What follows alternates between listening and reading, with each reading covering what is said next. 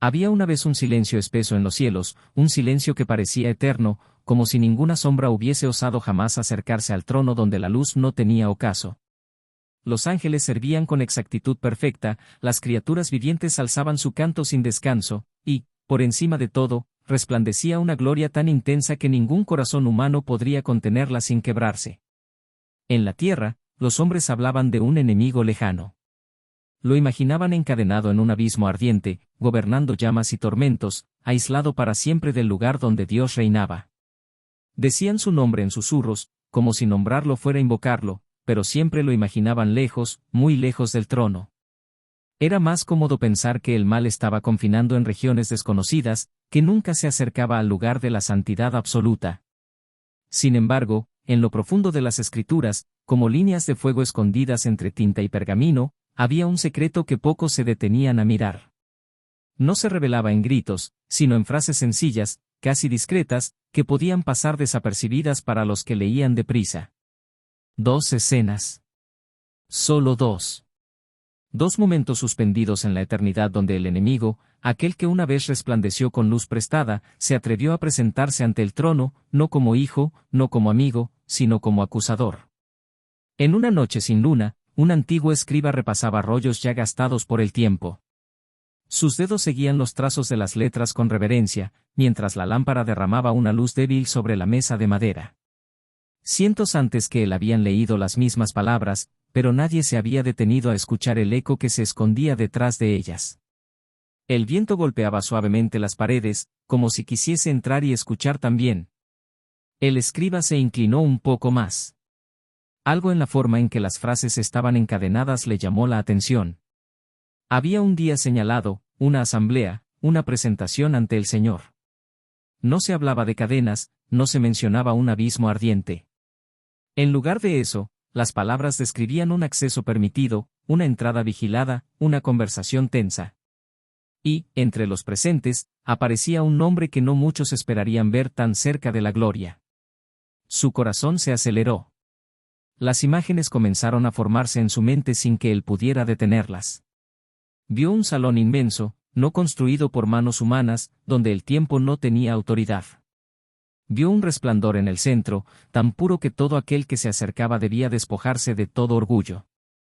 A los lados, seres cuya sola presencia habría hecho caer de rodillas a reyes y conquistadores. Y, cruzando aquel espacio sagrado, una figura que no irradiaba luz, sino sombra. No era un invitado. No era un hijo que volvía a casa. Era un derrotado que aún conservaba una tarea oscura, acusar. Su andar no era el de quien pertenece, sino el de quien ha sido tolerado por un propósito que no entiende del todo. Levantaba la mirada, no con adoración, sino con un desafío frío, calculado, como quien busca una grieta en un muro perfecto. El escriba dejó escapar un suspiro, apenas audible. Hasta ese momento, había repetido, como tantos otros, la idea de un enemigo recluido, encerrado lejos del cielo. Pero las líneas ante sus ojos contaban otra historia. No hablaban de un reino de fuego gobernado por él, sino de un acceso restringido, concedido rara vez, solo cuando la justicia divina lo requería. No era señor de nada ante el trono, era apenas un fiscal oscuro, obligado a presentarse cuando la voz del Eterno lo llamaba. Cerró los ojos un instante y las escenas se hicieron más nítidas. En la primera, el acusador alzaba la voz contra un ser humano. No pedía audiencia, no solicitaba permiso para acercarse, ya estaba allí porque se le había permitido estar. Su lengua destilaba duda. Ponía en cuestión la fidelidad, la integridad, el amor. No conocía otra forma de hablar. Cada palabra era un intento de manchar, de insinuar intenciones torcidas donde Dios veía un corazón sincero. Pero lo que más estremecía al escriba no era la osadía del acusador, sino la respuesta. El trono no guardaba silencio. La luz no se retiraba temerosa. El Eterno respondía, fijaba límites, trazaba líneas que el enemigo no podía cruzar. La autoridad no se negociaba, era declarada. El acusador hablaba, sí, pero no era dueño de la última palabra. Aunque su sombra se atreviese a rozar aquel lugar, seguía estando bajo un dominio superior, obligado a obedecer incluso cuando su propósito era destruir. El escriba abrió los ojos. La llama de la lámpara titiló como si también percibiera el peso de lo descubierto. Se inclinó sobre otro rollo, y allí encontró la segunda escena. Distinta en forma, pero igual de contundente. Otra vez, el enemigo no aparecía desde lejos, no gritaba desde la oscuridad. Estaba presente, de pie, a un lado de alguien señalado por Dios. No como protector, sino como acusador. Sus ojos se deleitaban en la culpa, en la suciedad, en las fallas visibles. Parecía alimentarse de cada rastro de vergüenza. Esta vez, sin embargo, algo cambió. No hubo espacio para largos intercambios. No hubo discusión. Apenas el acusador tomó posición, la voz del Eterno lo cortó de raíz. La reprensión no dejó margen para su veneno. Fue silenciado antes de que pudiera desplegar toda su artillería de palabras. Y ante la mirada impotente del enemigo, el objeto de su acusación fue limpiado, restaurado, transformado. Las ropas manchadas fueron reemplazadas por vestiduras nuevas, y la culpa que el acusador quería usar como arma fue arrancada de raíz. El escriba se llevó la mano al pecho. Había ahí un patrón, una verdad que atravesaba las páginas como una corriente oculta. El enemigo podía acercarse, sí, pero solo cuando le era permitido, solo para cumplir el rol que se le toleraba por un tiempo. No gobernaba el escenario. No decidía el guión. Su presencia no anulaba la santidad del lugar, sino que la destacaba aún más. En las dos ocasiones en que cruzó el umbral del trono, fue para acusar, y en ambas fue confrontado por una autoridad que no podía desafiar. Fuera, la noche continuaba su curso. El mundo dormía, convencido de historias incompletas, de imágenes distorsionadas donde el mal parecía tener más poder del que realmente posee. Algunos lo imaginaban dueño del infierno, otros lo veían como un enemigo indomable que se movía sin restricción. Muy pocos sabían que, en el punto más alto de toda realidad, su voz solo había sido tolerada 2 veces, y ambas para exhibir su derrota, su dependencia de un permiso que no controlaba. El escriba se levantó lentamente. Las palabras formaban ahora una verdad encendida en su interior. El enemigo no había sido siempre una figura lejana y aislada de Dios, hubo momentos en que se presentó cara a cara, habló, acusó y recibió respuesta. Esas escenas no estaban escritas para alimentar el miedo, sino para revelar algo más grande, que incluso el acusador de las almas, incluso aquel que odia la luz, está sometido a la voz que sostiene el universo. Mientras apagaba la lámpara, supo que esas 2 escenas no eran anécdotas dispersas, sino puertas hacia un misterio más profundo. Un misterio donde el cielo no es un escenario vacío de conflicto, sino el lugar donde la justicia se afirma, donde la acusación se enfrenta con verdad y donde, aun cuando la sombra se atreve a entrar, la luz no retrocede. Había 2 momentos exactos, 2 encuentros grabados en la eternidad. 2 veces en que el enemigo se presentó ante el trono para hablar, acusar y desafiar. 2 veces en que la respuesta de Dios marcó el límite de su poder. La historia de esos encuentros aguardaba, latente, entre las líneas de los antiguos textos, esperando ser descubierta por aquellos dispuestos a mirar más allá de los mitos, hasta el corazón mismo del conflicto entre la acusación y la gracia. El día señalado llegó sin anuncio. No hubo trompetas ni alteración visible en el cielo, pero algo cambió en la atmósfera de los lugares altos. Era como si todo el universo contuviera el aliento a la vez. El trono resplandecía con la misma gloria inmutable, y, sin embargo, ese día habría una escena que quedaría grabada en los cimientos mismos de la historia. Los hijos de Dios comenzaron a presentarse. Seres cuya sola presencia habría hecho temblar montañas se acercaban con reverencia, ocupando sus lugares en una asamblea que ningún ojo humano podría haber soportado. Cada uno traía consigo reportes de mundos, pueblos, tiempos. Todo se rendía ante aquel que gobierna sin sombra de variación. Entre ellos, caminando con un paso que no pertenecía a la luz ni a la oscuridad por completo, apareció una figura distinta. No brillaba. No llevaba el resplandor de la obediencia, sino la marca de la caída. Donde alguna vez hubo belleza, había ahora una dureza fría, una arrogancia gastada por la derrota. Las miradas de los presentes no eran de sorpresa, sabían quién era. No se había colado por su cuenta. Estaba allí porque le habían permitido estar. El silencio se volvió aún más denso cuando cruzó aquel espacio. Había ángeles que jamás se atreverían a levantar sus ojos ante el trono, pero él los levantó. No en adoración, sino en desafío contenido. No podía olvidar el lugar del que había caído ni el resplandor que había perdido. Y, sin embargo, aunque su odio se extendía como una sombra, seguía atado a una verdad incuestionable, estaba en presencia de aquel al que no podía desobedecer. La voz del Eterno rompió el silencio sin necesidad de elevarse. ¿De dónde vienes? No era una pregunta de ignorancia. Era una luz apuntando al fondo de su recorrido. El acusador esbozó una sonrisa sin alegría. De rodear la tierra y andar por ella. Sus palabras eran una confesión disfrazada. Admitía su naturaleza incansable, su obsesión por examinar vidas, tocar puertas, sembrar sospechas. Había cruzado ciudades, desiertos, hogares, corazones. Había visto lágrimas secretas, palabras dichas a medianoche, promesas quebradas sin testigos. Nada de eso lo conmovía, solo buscaba grietas. Entonces, la voz del trono pronunció un nombre que hizo vibrar las estructuras invisibles del cielo. ¿Has considerado a mi siervo Job? Un hombre, solo un hombre, fue puesto en el centro de aquella asamblea eterna.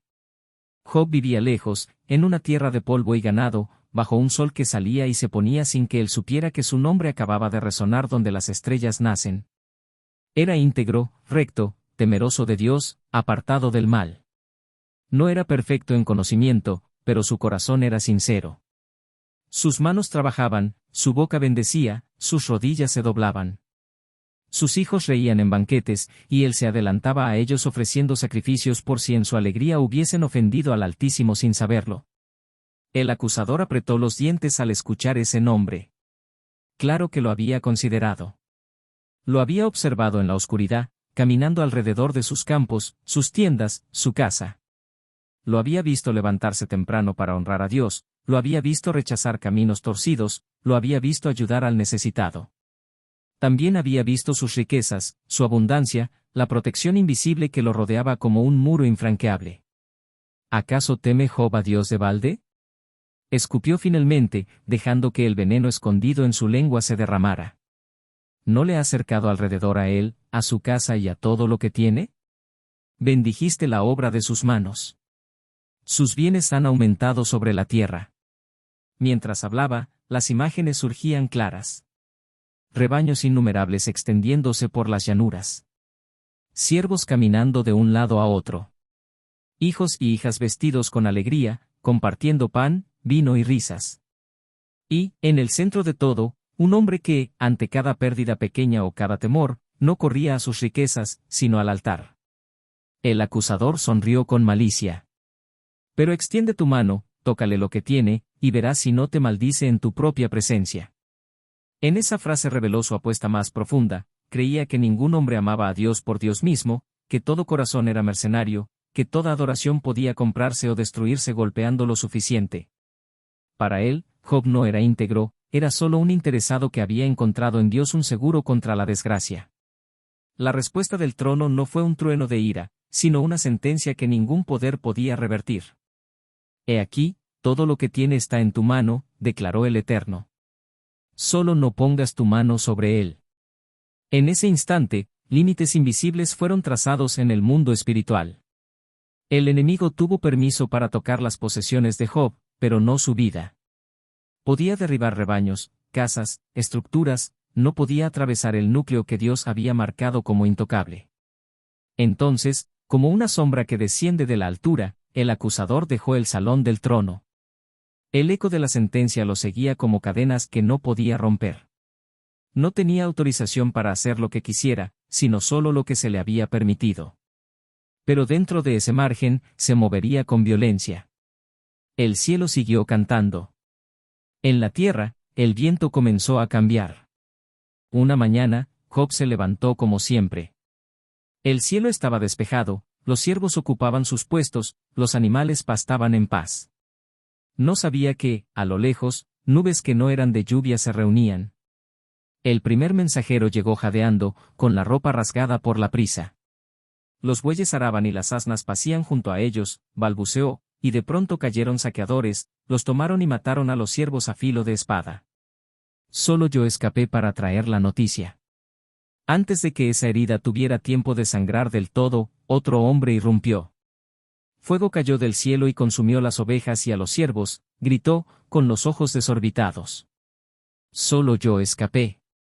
Job sintió que el suelo se movía bajo sus pies. No tenía respuestas. Solo escuchaba, una y otra vez, solo yo escapé. Como martillo, la frase golpeaba cada rincón de su mente. El tercero llegó tambaleándose. Los caldeos hicieron 3 escuadrones, se lanzaron sobre los camellos y los tomaron. Mataron a los siervos. Solo yo escapé. La riqueza que había tardado años en crecer se desmoronaba en minutos. Era como ver un árbol frondoso despojado de hojas por una tormenta invisible. Pero la raíz del golpe aún no había llegado. El cuarto mensajero, pálido como la muerte, cayó de rodillas frente a él. Tus hijos, su voz se quebró. Tus hijos y tus hijas estaban comiendo y bebiendo vino en casa del mayor. De repente vino un viento fuerte del desierto, golpeó las 4 esquinas de la casa. La casa cayó sobre ellos. Han muerto todos. Solo yo escapé. El mundo de Job se rasgó de lado a lado. No eran rebaños, no eran siervos, no eran posesiones. Eran nombres, risas, abrazos, recuerdos. Eran las sillas que esa misma mañana estuvieron ocupadas. Eran los rostros por los que él había intercedido tantas veces al amanecer. Por un momento, el universo entero pareció quedarse sin sonido. El acusador, en la distancia, observaba, esperando ver por fin lo que tanto había deseado, la fe quebrada, el corazón endurecido, la maldición brotando de los labios de aquel hombre al que tanto odiaba sin haberlo conocido. Job rasgó sus vestiduras. La tierra se acercó a su rostro cuando se inclinó hasta tocar el polvo. Sus manos temblaban, su pecho ardía con un dolor que ninguna palabra podía capturar. Había dentro de él una tormenta, un grito que quería salir y destrozar todo lo que conocía de Dios y del mundo. Pero, en ese abismo interior, algo más antiguo que sus riquezas, más profundo que sus pérdidas, comenzó a levantarse. Recordó noches en las que, sin entender, había decidido confiar. Recordó días en los que había bendecido a Dios sin recibir nada a cambio. Recordó que nunca había sido dueño de nada, solo administrador de lo que se le había prestado por un tiempo. Entonces, desde el polvo, no salió una maldición, sino una adoración rota, llena de lágrimas, pero real. Reconoció que había llegado al mundo sin nada y que, aún ahora, Dios seguía siendo Dios, aunque todo lo demás se hubiese derrumbado. La herida no desapareció. Los cuerpos de sus hijos no volvieron a la vida. El fuego no regresó al cielo. Pero entre las ruinas de su vida, la integridad permaneció. En lo alto, el acusador sintió cómo su apuesta se desmoronaba. Había destruido lo que podía tocar, pero no había logrado arrancar lo que más odiaba, la fidelidad que no se negocia, el amor que no depende de los regalos. Job había sido golpeado, pero no se había rendido. Había sido despojado, pero no había vendido su fe. El trono seguía resplandeciendo, inmutable. Los límites que el Eterno había trazado se mantenían firmes, invisibles pero indestructibles. La vida de Job seguía guardada, no solo por un mandato divino, sino por una decisión interna que el acusador nunca consiguió comprender, la de seguir mirando hacia arriba incluso cuando todo a su alrededor se caía a pedazos. El silencio del cielo se abrió nuevamente, no como un llamado a asamblea, sino como la apertura de una visión reservada para muy pocos. No había allí un paisaje terrenal ni un templo hecho por manos humanas. Era un espacio donde la realidad se doblaba ante la presencia del Eterno, donde la luz no tenía origen y el tiempo no tenía avance. Allí fue llevado el profeta, no con el cuerpo, sino con los ojos del Espíritu, para ser testigo de algo que ningún hombre habría descubierto sin permiso divino. Ante él se desplegó una escena solemne. En el centro, de pie, estaba Josué, el sumo sacerdote. No tenía la dignidad habitual que se esperaba de un representante del pueblo. No había en su rostro el brillo del orgullo espiritual, ni en su postura la firmeza de quien se considera digno. Todo lo contrario, su figura estaba marcada por un peso invisible, casi insoportable. Y aquello que más debía honrarlo, sus vestiduras, eran lo que más lo avergonzaba en ese instante. Ropas viles. Manchadas. Impuras. No eran manchas de tierra ni de desgaste cotidiano. Era una suciedad más profunda, una que hablaba de errores, de culpas, de heridas interiores, de todo aquello que un hombre intenta ocultar incluso de sí mismo. Cada pliegue parecía cargar con algo que lo hundía, algo que lo hacía indigno para estar donde estaba. A su alrededor, el ambiente mismo parecía tensarse, como si la santidad del lugar chocara con la impureza visible en él. A su derecha, allí donde en un tribunal humano se colocaría un fiscal, estaba el acusador. No necesitaba hablar para transmitir su intención. Su postura lo delataba, expectante, atento, hambriento de la oportunidad de señalar, de exponer, de destruir. Sus ojos oscuros recorrían las ropas de Josué como si fueran trofeos que él mismo había conquistado. No estaba ahí para observar, estaba ahí para atacar. No como guerrero, sino como juez falso, como aquel que se alimenta de recordar al hombre lo que fue, lo que hizo, lo que falló. La visión no mostraba multitudes de ángeles en canto, ni tronos adicionales, ni coros que rodearan la escena. Todo se concentraba en tres figuras, el Eterno en su gloria, Josué con sus ropas manchadas, y el acusador con su veneno silencioso. Era un tribunal cósmico, pero no había papeles ni pergaminos. No se necesitaban. La impureza de Josué parecía hablar por sí sola. El acusador dio un paso apenas perceptible, como quien ya saborea la victoria. Para él, todo era evidente. Las manchas representaban la culpa del sacerdote, la condición del pueblo, los errores acumulados durante generaciones.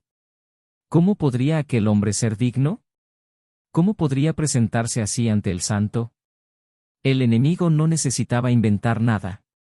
Solo debía señalar lo que ya estaba a la vista. Josué, por su parte, no argumentaba. No se defendía.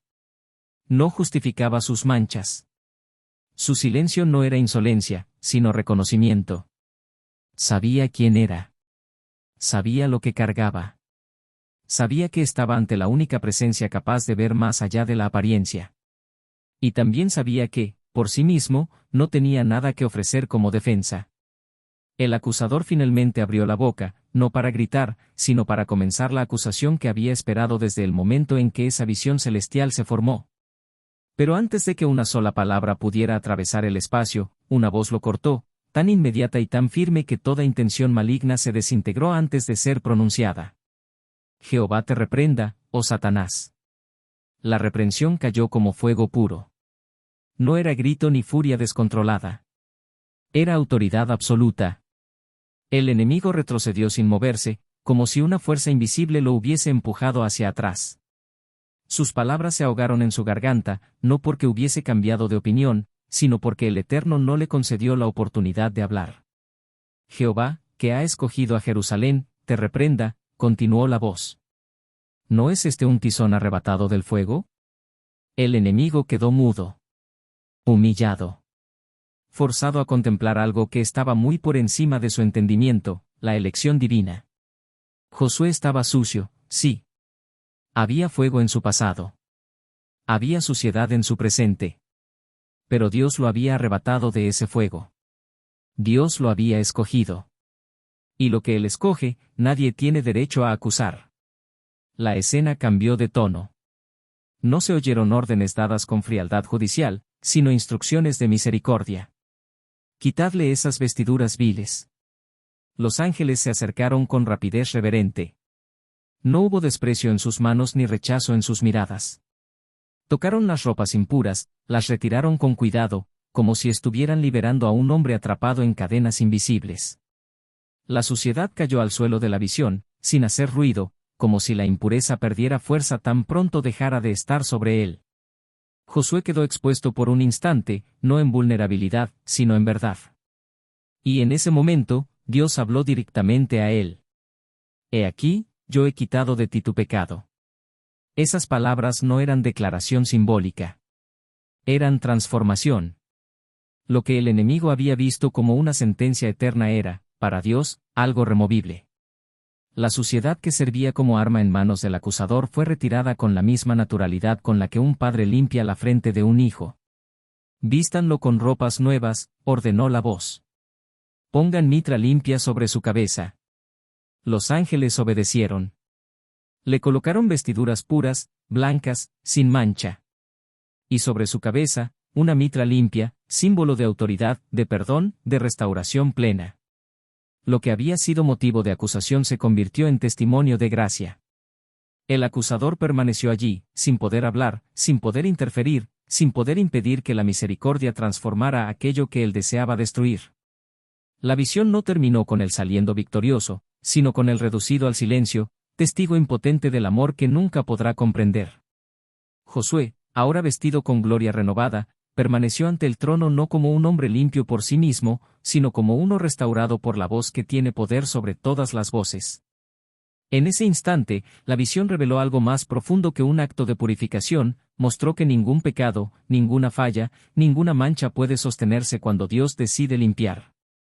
En los cielos, donde la santidad es fuego puro, Josué no fue consumido, sino transformado. Y el acusador, que había venido a destruir, tuvo que presenciar cómo la gracia vencía una vez más, sin necesidad de batalla, sin argumentos, sin violencia. Solo con una orden. Solo con una palabra. La visión no había terminado con la entrada del acusador ni con la exposición de las ropas impuras. Todo aquello, aunque parecía el punto culminante, era apenas el preludio de un acto mayor. En el aire se sentía una tensión que no provenía del temor, sino de la expectativa. Había un propósito en aquella escena, un movimiento invisible que estaba a punto de desplegarse con la fuerza de un decreto eterno. El acusador había intentado abrir su boca. Un leve gesto, una respiración llena de intención oscura, bastó para revelar lo que estaba por decir. Sus ojos permanecían fijos en la suciedad de las vestiduras de Josué, como quien señala una herida antigua que todavía sangra. Todo lo que había observado y guardado en su memoria, cada falla, cada debilidad, cada sombra, estaba listo para convertirse en palabras que buscaban destruir, no convencer, aplastar, no corregir. Pero antes de que el veneno pudiera tomar forma, la voz de Dios descendió sobre él como un relámpago silencioso. Jehová te reprenda, oh Satanás. No hubo eco, la frase no lo necesitaba. Era una sentencia que no requería repetición. El acusador se detuvo en seco, paralizado no por fuerza física, sino por autoridad absoluta. Ninguna criatura en la creación podía pronunciar esas palabras. Solo Él, el Santo, el Eterno, el que tiene poder sobre todo espíritu, luz u oscuridad. Aquella reprensión no era simple orden, era declaración de derrota. Fue en ese instante, en ese único segundo donde la voz divina desnudó la impotencia del acusador, que se reveló el verdadero propósito de la visión. No se trataba del pecado de Josué, ni de la astucia de Satanás. Se trataba del poder de Dios para decidir el destino de un hombre aun cuando todo parecía estar en su contra. Jehová, que ha escogido a Jerusalén, te reprenda, añadió la voz, como si cada palabra fuera un martillo golpeando el orgullo del enemigo. ¿No es este un tizón arrebatado del fuego? Satanás no respondió. Solo pudo observar cómo la declaración divina lo despojaba del derecho a acusar. Josué no estaba ahí porque fuera digno, estaba ahí porque había sido escogido. Y lo escogido por Dios jamás puede ser condenado por una boca caída. El ambiente cambió. La luz que rodeaba al trono comenzó a moverse de forma distinta, envolviendo a Josué no como fuego que juzga, sino como luz que restaura. Las manchas de sus ropas, que habían sido el argumento principal del enemigo, comenzaron a perder protagonismo. Ya no eran el centro de la escena. Ahora lo era la misericordia. Quitadle esas vestiduras viles, ordenó el Eterno. Los ángeles se acercaron sin vacilar. No hubo asco en sus manos ni distancia por temor a la impureza. Tocaron las ropas manchadas como quien retira vendas de un herido que por fin será curado. Cada pliegue que desaparecía dejaba atrás un fragmento de culpa, una memoria de error, una carga que Josué había llevado demasiado tiempo. El acusador observaba en silencio, obligado a presenciar lo que más odiaba, la victoria de la gracia sobre la culpa. Cuando Josué quedó sin sus ropas viejas, la voz divina habló directamente hacia él, sin intermediarios. He aquí, yo he quitado de ti tu pecado. No, voy a quitarlo. No, lo consideraré. No, dependerá de ti. Había sido quitado. El acto estaba completo. Las palabras eran martillo y bálsamo a la vez. Donde el enemigo veía suciedad, Dios veía una oportunidad para mostrar su poder. Donde el acusador veía un final, Dios trazaba un comienzo. Vístanlo con ropas limpias, continuó la voz. En un instante, vestiduras blancas, puras, resplandecientes, cubrieron a Josué. No era solo un cambio exterior, era un símbolo directo del perdón. Las nuevas ropas no tapaban la impureza, proclamaban que ya no existía. Cada hilo era un recordatorio de que la misericordia de Dios no cubre el pecado, lo transforma. Pero no terminó allí. Pongan mitra limpia sobre su cabeza. Los ángeles obedecieron, colocando sobre él el símbolo del sacerdocio renovado, la señal de que no solo había sido perdonado, sino restaurado a su posición. Donde el acusador buscaba sepultar a Josué bajo su pasado, Dios lo levantaba por encima del juicio. La escena quedó en silencio, pero ya no era un silencio tenso. Era un silencio lleno de reverencia, como si cada partícula de aquel lugar reconociera que algo sagrado acababa de suceder. En ese tribunal celestial no había dudas, el perdón de Dios era más fuerte que cualquier acusación. El acusador, reducido al silencio, comprendió que no podía disputar lo decidido. No había argumento, no había astucia, no había palabra capaz de revertir lo que Dios había pronunciado. Josué, que había entrado con vergüenza y suciedad, ahora permanecía firme, vestido con gloria renovada, restaurado por la voz que tiene dominio sobre toda condena. La visión no dejaba margen para interpretaciones ambiguas, Dios no solo perdona, Dios restaura. No solo limpia, transforma. No solo reprende al enemigo, lo silencia para siempre cuando intenta tocar aquello que él ha rescatado. Y mientras la luz envolvía al sumo sacerdote, la sombra del acusador retrocedía, no por voluntad propia, sino por decreto eterno. No había victoria más humillante para él, ni acto más glorioso para el cielo. Josué estaba limpio. Y nadie podría volver a decir lo contrario. La visión continuó expandiéndose en la mente como si el cielo mismo quisiera grabarla en fuego sobre el alma. Las dos escenas, tan distintas, tan lejanas en el tiempo, tan claras en su propósito, no eran episodios aislados, sino espejos enfrentados que revelaban un patrón eterno. Cada fragmento de esas audiencias celestiales, cada gesto, cada palabra, contenía una verdad que se repetía desde el principio de los días hasta el último suspiro de la historia humana. Primero, surgía una figura conocida por su sombra, el acusador. Nunca aparecía para ayudar, nunca para consolar, nunca para levantar. Su misión era siempre la misma: señalar, exponer, distorsionar, destruir. No necesitaba espada para herir, su arma era la palabra. Una palabra que buscaba arrancar la fe, quebrar la identidad, destruir la integridad. Ante Job, su acusación fue clara: tu siervo no te ama, solo te obedece porque le conviene. Ante Josué, su ataque era aún más feroz: mira su suciedad, mira lo que ha hecho, mira lo que es. Era eso lo que él sabía hacer. Acusar. Convertir heridas en cadenas. Transformar errores en sentencias. Pretender conocer el corazón humano mejor de lo que Dios mismo lo conoce. No buscaba justicia, sino juicio. No buscaba verdad, sino condenación. Pero en ambas escenas, antes de que su voz pudiera hacer estragos, surgía otra voz. Una voz más antigua que el tiempo, más firme que las montañas, más pura que cualquier luz creada. La voz de Dios. No era una respuesta desesperada ni una defensa de emergencia. Era autoridad. Era verdad.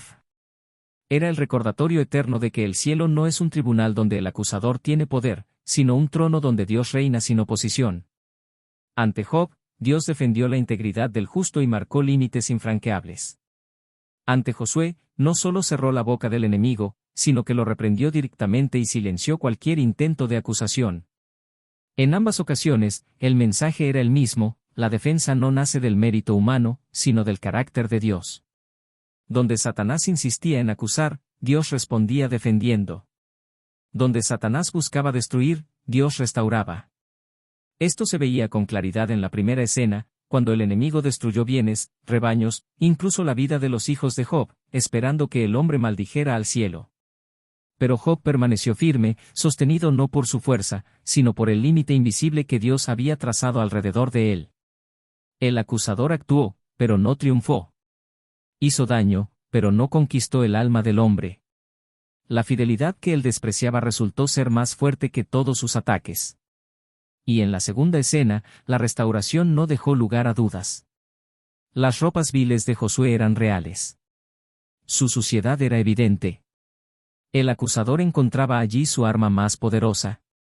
Pero Dios no solo limpió al sacerdote, lo vistió con ropas nuevas, lo coronó con una mitra limpia y lo devolvió a su posición con más honra de la que había tenido antes. Lo que el enemigo señalaba como motivo de vergüenza, Dios transformó en testimonio de redención. El acusador destruye. Dios restaura. El acusador señala lo que fuiste. Dios declara quién eres y quién serás. El acusador usa el pasado como cadena. Dios lo usa como combustible para un futuro diferente. Y luego estaba la tercera realidad, la más contundente, la más humillante para el enemigo y la más liberadora para todos los que alguna vez han caído bajo el peso de la culpa. Satanás habla, pero la última palabra la tiene Dios. Siempre. En Job, el enemigo habló primero, pero Dios habló después. Y lo que Dios estableció se cumplió sin que el acusador pudiera alterarlo. En Zacarías, Satanás no llegó ni a hablar. Dios interrumpió su intento, lo reprendió, y decidió el destino del sacerdote sin permitir que una sola acusación se completara. Lo que Dios dice en el cielo se convierte en sentencia eterna. Lo que el enemigo pronuncia es apenas ruido que se desvanece cuando la voz divina resuena. Y esa era la enseñanza que ardía bajo ambas escenas, el verdadero poder no estaba en la acusación, sino en la respuesta divina. El conflicto no se trataba del pecado de Job ni de la suciedad de Josué, sino de la autoridad de Dios sobre toda palabra que se levanta contra los que él ama. El enemigo podía presentarse, sí. Podía hablar. Podía murmurar. Podía intentar destruir. Pero siempre había un límite. Siempre había una mano más grande. Siempre había una voz más fuerte. La voz que defiende cuando la acusación hiere. La voz que limpia cuando la culpa pesa. La voz que restaura cuando la vergüenza destruye. La voz que tiene la última palabra cuando el enemigo pretende tener la primera. Y esa palabra final, inmutable, eterna, siempre inclina la balanza hacia la vida, hacia la gracia, hacia la restauración. Porque así ha sido desde aquellas dos audiencias antiguas. Y así seguirá siendo para siempre. Después de aquellas dos escenas que marcaron la historia espiritual, una corriente profunda comenzó a moverse en el universo, imperceptible al principio, pero destinada a cambiarlo todo. Lo que había ocurrido en Job y Zacarías no eran solo episodios aislados, eran señales de que el tiempo del acusador en el cielo estaba llegando a su fin. Cada aparición, cada reprensión, cada límite impuesto era un paso más hacia una derrota que ya ardía escrita en la eternidad. Durante generaciones, Satanás había actuado como fiscal cósmico. No gobernaba el cielo ni tenía autoridad propia, pero se deslizaba en los intersticios permitidos, observando, señalando, recopilando fallas humanas para convertirlas en acusaciones. Su poder no residía en la verdad, sino en la culpa, no en la justicia, sino en la vergüenza que buscaba perpetuar. El tribunal del cielo había sido, por un tiempo breve en la escala divina, un lugar donde su voz era tolerada para cumplir un propósito, exponer lo limitado de su poder y mostrar lo absoluto de la misericordia. Pero todo eso tenía fecha de caducidad. Había una promesa antigua, anterior incluso a la caída del acusador, que hablaba de un día en que el mal sería confrontado de forma definitiva. Una promesa sobre un hijo que nacería, una luz que vendría al mundo y que no podría ser vencida por las tinieblas. Los profetas lo anunciaron como rey, como siervo, como varón de dolores, como autor de salvación. Pero también, de manera más profunda, como aquel que rompería la acusación desde la raíz. Y cuando él vino, el cielo se estremeció. Cristo no llegó como un juez que se sienta en lo alto, sino como un hombre que descendió hasta lo más profundo de la experiencia humana. Caminó entre los que cargaban culpas pesadas, tocó a los que se creían indignos, habló a los que vivían bajo cadenas invisibles. El acusador lo siguió, lo tentó, lo observó, buscando en él una grieta para abrir su arma favorita, la condenación. Pero no la encontró. Cristo vivió sin pecado, sin sombra, sin rastro de imperfección. Y cuando llegó la cruz, el enemigo creyó que había encontrado su victoria final. No entendió, no podía entender, que esa cruz era un juicio invertido. No era Cristo quien era condenado, sino la acusación misma. no era el quien perdía derechos, sino el acusador quien los veía derrumbarse para siempre. Cuando el Hijo entregó su espíritu, algo ocurrió en los lugares celestiales que ningún ojo humano pudo ver, pero que resonó en todo lo creado. El tribunal cambió de dueño. La sangre derramada no solo pagó culpas, sino que abrió un camino nuevo hacia el trono. Un camino donde ya no entraba un enemigo para acusar, sino un mediador para defender. Un abogado eterno cuya voz no tiembla, porque sus manos todavía llevan las marcas de la victoria. Desde ese instante, la escena del cielo cambió para siempre. Satanás perdió su derecho de entrada. Perdió su posición de acusador. Perdió el acceso que en Job le había sido concedido y el espacio donde en Zacarías se atrevió a colocarse. El tribunal que antes toleraba una voz oscura se cerró para él, no con cerrojos visibles, sino con un decreto eterno grabado en la obra de Cristo. No hay condenación para los que están en él. Donde el acusador antes buscaba entrar para hablar contra el pueblo, ahora encuentra una barrera imposible de atravesar. Ya no existe permiso, ya no existe audiencia, ya no existe derecho legal. Su voz ya no puede cruzar el cielo. Sus acusaciones ya no pueden ser elevadas ante el trono. La sangre del Cordero lo expulsó no solo del lugar, sino del rol que había desempeñado durante siglos. Ahora, solo queda la voz de aquel que intercede. Aquel que se sienta a la diestra de Dios. Aquel cuyo nombre hace temblar lo que queda del reino del acusador. Y desde ese momento, el enfoque del enemigo cambió. Ya no podía presentar cargos en lo alto, así que comenzó a susurrar en lo profundo del corazón humano. Ya no podía acusar ante Dios, así que intenta que cada persona se acuse a sí misma. Ya no podía hablar en la sala del trono, así que busca hablar en las conciencias frágiles que aún desconocen su victoria perdida. Pero en el cielo, el tribunal está vacío de su sombra. No hay paso oscuro, no hay figura inclinada esperando atacar. El lugar donde antes se presentaba un acusador ahora pertenece al intercesor eterno. La sala donde antes resonaba la duda ahora retumba con la certeza del perdón. Y la gloria que antes lo repelía ahora lo expulsa para siempre. Esa es la realidad que los cielos proclamaron tras la obra redentora. La acusación ha sido derrotada. El acusador ha sido silenciado. Y el trono ya no escucha su voz. Porque ahora escucha la de Cristo. Una voz que no acusa, sino que defiende. Que no destruye, sino que restaura. Que no condena, sino que da vida. Y esa es la única voz que permanece para siempre en el tribunal eterno. Tras perder su acceso al tribunal celestial, la estrategia del enemigo no desapareció o simplemente mutó. Ya no podía presentarse ante Dios para exponer fallas ni elevar acusaciones desde las alturas, así que descendió al único lugar donde aún podía intentar sembrar destrucción, la mente humana. Fue allí donde comenzó a construir su nuevo campo de batalla, no en templos físicos ni en asambleas celestiales, sino en los pensamientos silenciosos donde pocos sospechan que una guerra se libra. Ahora sus pasos son invisibles, casi imperceptibles. No entra con estruendo, sino con susurros.